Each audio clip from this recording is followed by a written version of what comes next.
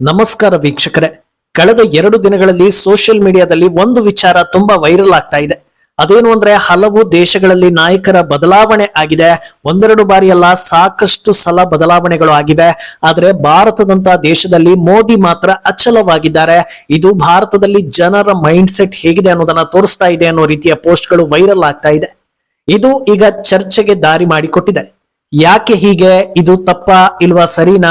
ಇದರ ಹಿಂದೆ ಇರೋ ಸ್ಟ್ರಾಟಜಿ ಏನು? ಈ ರೀತಿ ನಾನಾ ವಿಮರ್ಶೆಗಳು ನಡೀತಾ ಇದೆ. ನಮ್ಮದೇ ದೇಶದ ಹಿಂದಿನ ನಾಯಕರನ್ನ ಕೂಡ ನೋಡುವ ರೀತಿಯಾಗಿದೆ. ಏನೆಂದರೆ ಪ್ರಧಾನಿ ಮೋದಿ ಸದ್ಯ ಭಾರತದಲ್ಲಿ ವಿಪಕ್ಷಗಳು ಹೇಗೆ ಕೆಲಸ ಮಾಡ್ತಾ ಇವೆ ಅನ್ನೋದನ್ನ ಸರಳವಾಗಿ ಅರ್ಥಪೂರ್ಣವಾಗಿ ವಿವರಿಸಿದ್ದಾರೆ.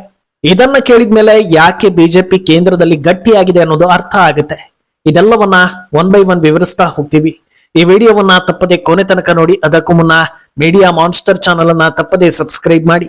ಎಸ್, ಲೀಡರ್ಶಿಪ್ ಇದು ಕೆಲವರಿಗೆ ಆಕರ್ಷಕವಾಗಿ ಕಾಣಿಸ್ಬೋದು, ಕೆಲವರಿಗೆ ಇದು ಗುರಿ ಕೂಡ ಆಗಿರ್ಬೋದು, ಇನ್ನು ಕೆಲವರಿಗೆ ಇದು ಪ್ರೆಸ್ಟೀಜ್ ರೀತಿಯೂ ಅನ್ನಿಸ್ಬೋದು.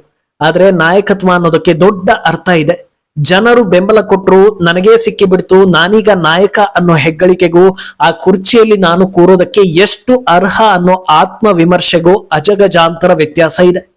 ತಾವು ಹುಟ್ಟಿದ ದೇಶ, ಬೆಳೆದ ಸಂಸ್ಕೃತಿ, ಅಳವಡಿಸಿಕೊಂಡ ಸಂಪ್ರದಾಯಗಳನ್ನೇ ವಿರೋಧಿಸೋ ಅತ್ಯಪರೂಪದ ಪ್ರಭೇದಗಳು ಹೆಚ್ಚಿನ ಸಂಖ್ಯೆಯಲ್ಲಿರೋ ದೇಶ ಅಂದ್ರೆ ಅದು ಭಾರತ ಮಾತ್ರ. ಇಂಥ ದೇಶದಲ್ಲಿ ಅದು ಯಾವುದೇ ಫ್ಯಾಮಿಲಿ ಬ್ಯಾಕ್ ಗ್ರೌಂಡ್ ಇಲ್ಲದೆ ಒಬ್ಬ ನಾಯಕ 12 ವರ್ಷಗಳಿಂದ ಅಧಿಕಾರ ನಡೆಸ್ತಾ ಇದ್ದಾನೆ ಅನ್ನೋದನ್ನ ಪ್ರಧಾನಿ ಮೋದಿ ಪ್ರೂವ್ ಮಾಡಿದ್ದಾರೆ. ಇದು ಈಗ ಇನ್ನೊಂದು ಹಂತ ಮುಂದಕ್ಕೆ ಹೋಗಿ ಚರ್ಚೆ ಆಗ್ತಾ ಇರೋದಕ್ಕೆ ಕಾರಣ ಇತರೆ ದೇಶಗಳಲ್ಲಿನ ಪರಿಸ್ಥಿತಿ. ಕಳೆದ 12 ವರ್ಷಗಳಲ್ಲಿ ಪಕ್ಕದ ಪಾಕಿಸ್ತಾನ 6 ಪ್ರಧಾನಿಗಳನ್ನ ಕಂಡಿದೆ. ಯುನೈಟೆಡ್ ಕಿಂಗ್ಡಮ್ 6, ಶ್ರೀಲಂಕಾ 5 ಪ್ರೆಸಿಡೆಂಟ್, ದೊಡ್ಡಣ್ಣ ಅಂತ ಕರೆಸಿಕೊಳ್ಳೋ ಅಮೆರಿಕ 3, ಫ್ರಾನ್ಸ್ 2 ಹಾಗೂ ಈ ಲಿಸ್ಟ್ ಅನ್ನ ಇನ್ನೂ ಉದ್ದ ಮಾಡುವಷ್ಟು ದೇಶಗಳಲ್ಲಿ ಬದಲಾವಣೆ ನಡೆದಿದೆ. ಇದರಲ್ಲಿ ಅತಂತ್ರ ಅನ್ನೋ ಕ್ಯಾಟಗರಿ ಮಾಡಿದ್ರೆ ಭಾರತದ ಸುತ್ತಲೂ ಇರೋ ನೇಪಾಳ, ಬಾಂಗ್ಲಾ, ಲಂಕಾವನ್ನ ಕೂಡ ಸೇರಿಸಬಹುದು. ಈ ಎಲ್ಲಾ ದೇಶಗಳಲ್ಲೂ ಪ್ರಜಾಪ್ರಭುತ್ವ ಇತ್ತು, ಜನರೇ ಡಿಸೈಡರ್ ಆಗಿದ್ರು, ಜನರಿಂದಲೇ ಆಯ್ಕೆಗಳು ನಡೆದಿವೆ. ಆದ್ರೆ ಭಾರತದಲ್ಲಿ ಮಾತ್ರ ಜನರ ಆಯ್ಕೆ ಒಂದೇ ರೀತಿ ಮೇಂಟೈನ್ ಆಗಿ ಬರ್ತಾ ಇದೆ. ಬಿಜೆಪಿ ಅವರನ್ನ ಕೇಳಿದ್ರೆ ಅಥವಾ ಮೋದಿಗೆ ಬೆಂಬಲ ನೀಡುವವರನ್ನ ಕೇಳಿದ್ರೆ ಇದು ಸರಿ ಅಂತ ಹೇಳ್ತಾರೆ. ಬಿಜೆಪಿ ವಿರೋಧಿ ಹಾಗೂ ಭಾರತ ವಿರೋಧಿಗಳನ್ನ ಕೇಳಿದ್ರೆ ಇದರ ಬಗ್ಗೆ ನೂರಾರು ರೀತಿಯಲ್ಲಿ ಆಕ್ಷೇಪವನ್ನ ವ್ಯಕ್ತಪಡಿಸ್ತಾರೆ. ಈ ಪೈಕಿ ಮೊದಲ ಕಾರಣ ನೋಡ್ತಾ ಹೋಗೋದಾದ್ರೆ ಮೋದಿ ಅನ್ನೋ ಹೆಸರು ಪಕ್ಷದಿಂದ ಆಚೆಗೆ ವಿಸ್ತರಿಸಿದೆ ಅನ್ನೋದು. ಬಹಳಷ್ಟು ಜನರು ಸದ್ಯದ ಪರಿಸ್ಥಿತಿಯಲ್ಲಿ ಕೇಂದ್ರದಲ್ಲಿ ಬಿಜೆಪಿ ಇರೋದು ಉತ್ತಮ ಅನ್ನೋ ನಿರ್ಧಾರವನ್ನ ತೆಗೆದುಕೊಳ್ತಾ ಇದ್ದಾರೆ. ಆದ್ರೆ ಈ ಪೈಕಿ ಮುಕ್ಕಾಲು ವಾಸಿ ಜನರು ಬಿಜೆಪಿ ಅನ್ನೋದಕ್ಕಿಂತ ಹೆಚ್ಚಾಗಿ ಮೋದಿಗಾಗಿ ಬಿಜೆಪಿಯನ್ನ ಬೆಂಬಲಿಸ್ತಾ ಇದ್ದಾರೆ ಅನ್ನೋದು ಕ್ಲಿಯರ್ ಆಗುತ್ತೆ. ಯಾವುದೇ ಇತರೆ ಪಕ್ಷ ಅಷ್ಟೇ ಯಾಕೆ, ಬಿಜೆಪಿಯಲ್ಲೇ ಒಬ್ಬ ನಾಯಕನನ್ನ ವಿಮರ್ಶೆ ಮಾಡುವಾಗ ಮೋದಿಗೆ ಕಂಪೇರ್ ಮಾಡೋ ರೇಂಜ್ಗೆ ಅವರು ತಮ್ಮ ವರ್ಚಸ್ಸನ್ನ ಮೇಂಟೈನ್ ಮಾಡಿದ್ದಾರೆ. ಇದು ದೊಡ್ಡ ದೇಶದಲ್ಲಿರೋ ದೊಡ್ಡ ಪಾಲಿನ ಜನರು ಒಂದೇ ರೀತಿ ತೀರ್ಪು ಕೊಡೋದಕ್ಕೆ ಕಾರಣ ಆಗ್ತಾ ಇದೆ. ಸರಿ, ಉಳಿದ ದೇಶಗಳಲ್ಲಿ ಜನರು ಬೇರೆ ಬೇರೆ ನಾಯಕರಿಗೆ ಅವಕಾಶ ಕೊಡ್ತಾ ಇದ್ದಾರೆ. ಆದ್ರೆ ನಮ್ಮಲ್ಲಿ ಮೋದಿಯನ್ನ ಮಾತ್ರ ಬಿಜೆಪಿ ಹೈಲೈಟ್ ಮಾಡಿಕೊಂಡು ಬರ್ತಾ ಇದೆಯಲ್ಲ, ಬೇರೆಯವರನ್ನ ಮುಂದೆ ಬಿಡೋ ಉದ್ದೇಶ ಇಲ್ವಾ? ಇದು ಪ್ರಜಾಪ್ರಭುತ್ವ ದೇಶದಲ್ಲಿ ಸರಿ ಅನ್ಸುತ್ತಾ? ಈ ರೀತಿ ಪ್ರಶ್ನೆಗಳು ಹುಟ್ಟಿದ್ರೆ ಅದರ ಹಿಂದೆ ಕೂಡ ಬಲವಾದ ಕಾರಣಗಳಿವೆ. ಇವತ್ತು ಹಲವು ರಾಜ್ಯಗಳಲ್ಲಿ, ಹಲವು ಪಕ್ಷಗಳಲ್ಲಿ ನಾನು ಸಿಎಂ ಆಗಬೇಕು ಅಂತ ನೇರವಾಗಿ ಹೇಳಿಕೊಳ್ಳೋ ಸಾಕಷ್ಟು ಆಕಾಂಕ್ಷಿಗಳಿದ್ದಾರೆ. ಬಿಜೆಪಿಯಲ್ಲೂ ಕೂಡ ಅಂತ ನಾಯಕರ ಲಿಸ್ಟ್ ಇದೆ. ಆದ್ರೆ PM ಆಗ್ಬೇಕು ಅಂತ ಓಪನ್ ಆಗಿ ಹೇಳೋ ಧೈರ್ಯ ಬಿಜೆಪಿಯಲ್ಲಿ ಯಾರಿಗೂ ಇಲ್ಲ, ಅಥವಾ ಅಂತ ಮಾತುಗಳಿಗೆ ಆಸ್ಪದ ಬಾರದ ರೇಂಜ್ನಲ್ಲಿ ಮೋದಿ ಆ ಸ್ಥಾನವನ್ನ ತುಂಬಿದ್ದಾರೆ. ಕಾರಣ, ಬೇರೆ ಹುದ್ದೆಗಳ ರೀತಿ PM ಕುರ್ಚಿಯನ್ನ 5 ವರ್ಷಕ್ಕೊಮ್ಮೆ ಬದಲಾವಣೆ ಮಾಡೋದು ಸೂಕ್ತ ಅನ್ಸೋದಿಲ್ಲ. ಒಂದು ಪರಿಕಲ್ಪನೆಯನ್ನ ಇಟ್ಕೊಂಡು ಒಬ್ಬ ನಾಯಕ ಆ ಕುರ್ಚಿಯಲ್ಲಿ ಕೂರ್ತಾನೆ ಅಂದಾಗ ಆತನಿಗೆ 5 ವರ್ಷ ಸಾಕಾಗೋದಿಲ್ಲ.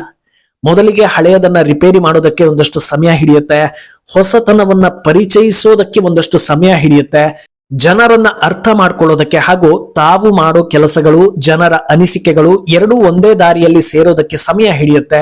ನಂತರ ತಮ್ಮ ಪರಿಕಲ್ಪನೆಯನ್ನ ಜನರಿಗೆ ಅರ್ಥೈಸೋದಕ್ಕೆ ಸಮಯ ಹಿಡಿಯುತ್ತೆ. ಹೇಳ್ತಾ ಹೋದ್ರೆ ಈ ಲಿಸ್ಟ್ಗೆ ಇನ್ನೂ ಸಾಕಷ್ಟು ಸೂಕ್ಷ್ಮ ವಿಚಾರಗಳನ್ನ ಸೇರಿಸ್ಕೊಳ್ತಾ ಹೋಗ್ಬೋದು. ಬಿಜೆಪಿ ಅಥವಾ ಮೋದಿಯ ದೊಡ್ಡ ಅದೃಷ್ಟ ಏನಂದ್ರೆ ದೊಡ್ಡ ಮಟ್ಟದಲ್ಲಿ ಜನರು ಅವರನ್ನ ಒಪ್ಪಿಕೊಂಡಿರೋದು. ಒಂದು ವೇಳೆ ಹೀಗೆ ಆಗದೆ ಇದ್ದಿದ್ರೆ ನಾಯಕತ್ವ ಬದಲಾವಣೆಯ ಪ್ರಶ್ನೆ ಬರ್ತಾ ಇತ್ತು.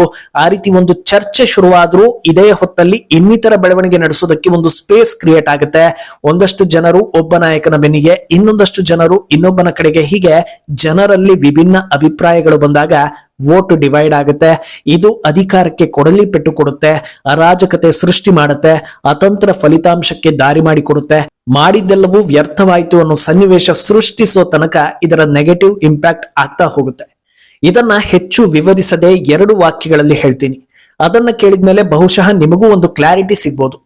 ಕಳೆದ ವರ್ಷ ಅರವಿಂದ ಕೇಜ್ರಿವಾಲ್ ಮೋದಿಗೆ 75 ವರ್ಷ ಆಯ್ತಲ್ವಾ, ನಾಯಕತ್ವ ಬದಲಾವಣೆ ಆಗೋದಿಲ್ವಾ ಅನ್ನೋ ಚರ್ಚೆಯನ್ನ ದೊಡ್ಡದು ಮಾಡೋದಕ್ಕೆ ಪ್ರಯತ್ನ ಪಟ್ರು. ಅದೇ ಹೊತ್ತಲ್ಲಿ ಅಮಿತ್ ಶಾ ಯಾವ ನಾಯಕತ್ವ ಬದಲಾವಣೆಯೂ ಇಲ್ಲ, ಮುಂದಿನ ಬಾರಿಯೂ ಅದರ ಮುಂದಿನ ಬಾರಿಯೂ ಮೋದಿಯೇ ಪ್ರಧಾನಿ ಅಂತ ಹೇಳಿ ಕೌಂಟರ್ ಕೊಟ್ರು. ಹಾಗೆ 2047ರ ವಿಕಸಿತ ಭಾರತ ಪರಿಕಲ್ಪನೆಯನ್ನ ಹೈಲೈಟ್ ಮಾಡ್ತಾ ಮುಂದಕ್ಕೆ ಹೋದ್ರು.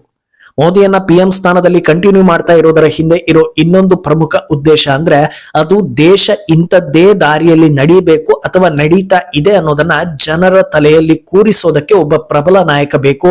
ಆ ನಾಯಕ ಮೋದಿ ಆಗಿರೋದು ವಾಸ್ತವ.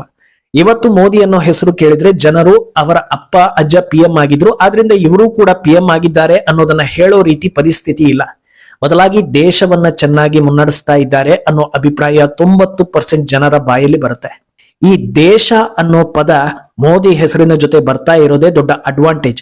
ನಾಯಕನ ಆಯ್ಕೆ ಹೊತ್ತಲ್ಲಿ ಬೇರೆ ಯಾವ ವಿಚಾರವನ್ನು ಯೋಚನೆ ಮಾಡದೆ ಜನರು ದೇಶ ಅನ್ನೋ ರೀತಿ ಯೋಚಿಸ್ತಾ ಇದ್ದಾರೆ ಅಂದ್ರೆ ರಾಷ್ಟ್ರೀಯತೆ ಅನ್ನೋದು ಜನರ ತಲೆಯಲ್ಲಿ ಯಾವ ಮಟ್ಟಕ್ಕೆ ಬೇರೂರ್ತಾ ಇದೆ ಅನ್ನೋದು ಕ್ಲಿಯರ್ ಆಗುತ್ತೆ. ಸುದೀರ್ಘ ಕಾಲ ಒಬ್ಬ ನಾಯಕ ಒಂದೇ ರೀತಿಯ ಐಡಿಯಾಲಜಿಯನ್ನ ನೆಟ್ಟು ಹೋದ್ರೆ ನಂತರ ಜನರು ಬದಲಾವಣೆ ಸಂದರ್ಭ ಬಂದಾಗ ತಮ್ಮ ಹಾದಿ ಏನು ಅನ್ನೋದನ್ನ ಗಮನದಲ್ಲಿ ಇಟ್ಕೊಂಡೇ ಆಯ್ಕೆ ಮಾಡ್ತಾರೆ. ಇದೇ ಕಾರಣಕ್ಕೆ ಸುದೀರ್ಘ ನಾಯಕತ್ವ ಅನ್ನೋದು ಒಂದು ದೇಶಕ್ಕೆ ಮುಖ್ಯವಾಗುತ್ತೆ. ಈಗ ಹೆಚ್ಚೇನು ವಿಮರ್ಶೆ ಮಾಡದೆ 2 ಉದಾಹರಣೆಗಳನ್ನ ಕೊಡ್ತೀನಿ. ಬಹುಶಃ ಅದರಿಂದ ಇನ್ನಷ್ಟು ಕ್ಲಾರಿಟಿ ನಿಮಗೆ ಸಿಗಬಹುದು. ರಷ್ಯಾ, ಚೀನಾದಂತ ದಿಗ್ಗಜ ದೇಶದಲ್ಲೂ ಒಬ್ಬೇ ನಾಯಕ ಮುಂದುವರೆದಿದ್ದಾನೆ. ಇಸ್ರೇಲ್ನಲ್ಲಿ ನೆತನ್ಯಾಹು ಬದಲಿಗೆ ಬೇರೆ ನಾಯಕ ಬಂದರೂ ಅವರು ಕೂಡ ನ್ಯಾಷನಲಿಸ್ಟ್ ಆಗಿರ್ತಾರೆ. ವಿಪಕ್ಷಗಳು ಕೂಡ ನ್ಯಾಷನಲಿಸ್ಟ್ ಮೈಂಡ್ ಸೆಟ್ ಅನ್ನ ಹೊಂದಿವೆ. 2ನೇ ಉದಾಹರಣೆ, ನೆಹರು ಹಾಗೂ ಇಂದಿರಾ ಸುದೀರ್ಘಾವಧಿಯ ಆಡಳಿತವನ್ನ ಬಯಸಿದ್ರು ಹಾಗೂ ಅದನ್ನ ಸಾಧಿಸಿದ್ರು ಅನ್ನೋದು.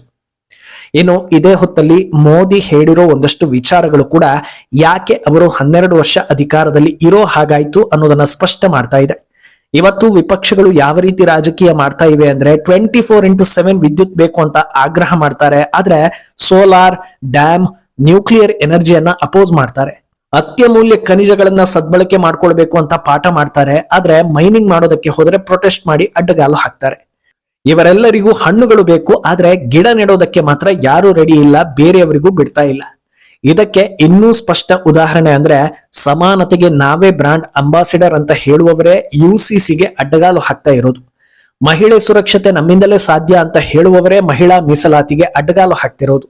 ನೀಟ್ ಬಗ್ಗೆ ರಾಹುಲ್ ಗಾಂಧಿ ದೊಡ್ಡ ಆಂದೋಲನ ಮಾಡಿದ್ರು, ಆದ್ರೆ ಮೊನ್ನೆ ಕಾಂಗ್ರೆಸ್ ಕಾರ್ಯಕ್ರಮದಿಂದ ಸಾಕಷ್ಟು ವಿದ್ಯಾರ್ಥಿಗಳಿಗೆ ಪರೀಕ್ಷೆಗೆ ಅಡ್ಡಿ ಆಯ್ತು. ಹೀಗೆ ನೋಡ್ತಾ ಹೋದ್ರೆ ವಿಪಕ್ಷಗಳ ಡಬಲ್ ಸ್ಟ್ಯಾಂಡರ್ಡ್ ಕೂಡ ನರೇಂದ್ರ ಮೋದಿ ಅನ್ನೋ ನಾಯಕನಿಗೆ ಪ್ರಧಾನಿ ಕುರ್ಚಿಯನ್ನ ಗಟ್ಟಿಯಾಗಿಸ್ತಾ ಇದೆ. ಮುಂದೇನಾಗುತ್ತೆ ಅನ್ನೋದನ್ನ ಕಾದು ನೋಡ್ಬೇಕು. ಈ ಸ್ಟೋರಿ ಅರ್ಥಪೂರ್ಣವಾಗಿತ್ತಾ ಅಥವಾ ನಿಮಗೆ ಇದು ಎಷ್ಟರ ಮಟ್ಟಿಗೆ ರೀಚ್ ಆಯ್ತು ಅನ್ನೋದನ್ನ ಕಮೆಂಟ್ ಮಾಡಿ.